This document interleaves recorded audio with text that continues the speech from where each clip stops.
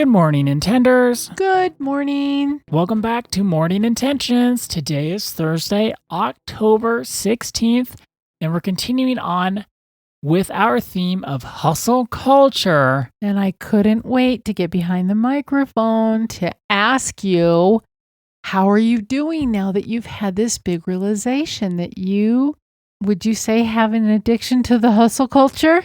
Is that the way you would put it? I would put it in those words. You know me, I don't like to mince words too much. I'm direct.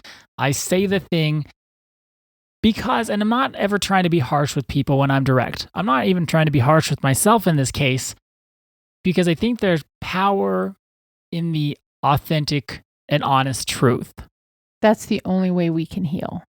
And I would say the power is shining down on me because there's a lot of relief. A lot of relief. Relief. Tell us about the relief.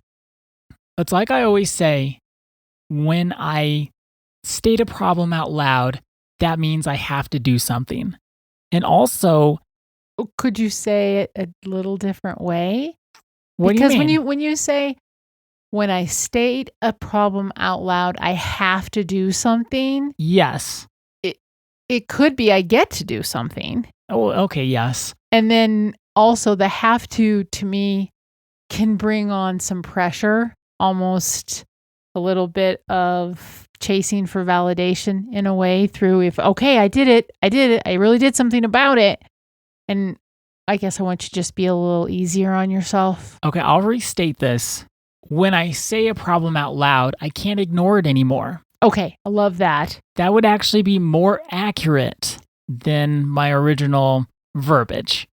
I can't ignore it anymore.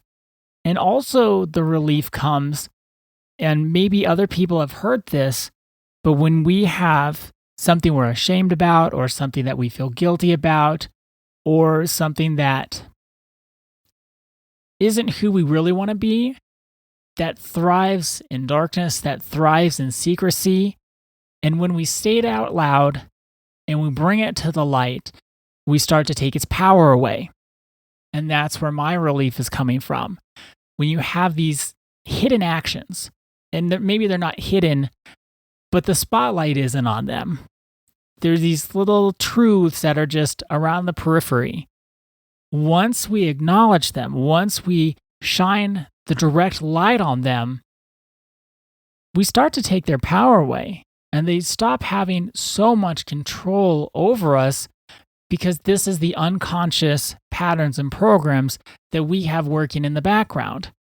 So when I say it directly, addiction to hustle culture, I have an addiction to hustle culture. We won't even beat around the bush with that. It does take its power away. And it gives me a lot of relief because then I can say, I don't want to do that. I don't want to live my life that way. And of course, it's not abracadabra. It's not magic. The spotlight of love doesn't just instantly change everything we do and feel. But since it takes its power away, I can start making better choices. And I can start to have more awareness of, you don't want to do that, Ada. Stop it. I'll talk to myself that way sometimes. Just stop it. You don't want to act like that. And that awareness then helps me make different choices and create new habits. And it really is the spotlight of love. It is. Because if we're going to look at something with the spotlight of fear, we're going to go into guilt. We're going to go into shame. We're going to go into all of that. And none of that serves us in our healing journey. We kind of get a little deeper into the pain. If we can shed that spotlight of love on even the big ahas, like you had yesterday, we can then do something about it. Even if the do something about it looks like, I think I need to reach out for support. And for me, in this instance, it's either changing my perception or perspective on what I'm already doing, and also looking at what don't I do just for joy? Like, are there things that I wish I would be doing that don't have a productive value, but they would be fun? And I just want to do them just because. And that's actually exciting because I don't do any of that stuff all that often. And here, this whole new world gets to open up to me, and it's beautiful. And you often share something with me that I go back to from time to time. If I've done something in my life for a long period of time and it hasn't quite worked out, and then I could say, oh gosh, I wish I was doing what I'm doing now forever, or I wish I didn't do whatever I did. Like when you have regret for times gone by? Yeah, or maybe it's not necessarily wasted time, but like I was running a marathon in the wrong direction. And I could look at that and say, man, I wish I didn't run that marathon in the wrong direction. Why did I do that? And you often remind me, and then sometimes you remind us, well, if you didn't run the marathon in the wrong direction, there might be part of you that wonders if that would have been the right direction.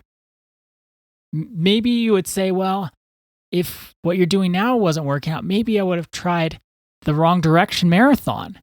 And so I go back to that from time to time because that's another spotlight of love. You may have tried this anyway. If I wasn't happy or I wasn't feeling that joyful, I may have said, well, maybe I should try this hustle culture stuff out. Maybe that's what I needed to do. And so now I know. Now I know it doesn't work. And of course it wasn't working because here's our metric for, does something work in our lives? Do we have peace about it? If we don't have peace, that means there's something wrong. That doesn't mean there's something wrong with you. It just means maybe we're running that marathon in the wrong direction. So I didn't have peace, and there you go. I would have been wondering, would that have made me peaceful? Now I know. No, it's not going to. So then all the time, whenever I feel like, ooh, I'm going to play around with that hustle culture stuff, I'll say, Ada, girlfriend, you know it doesn't bring you peace. So don't even bother. Try something different this time.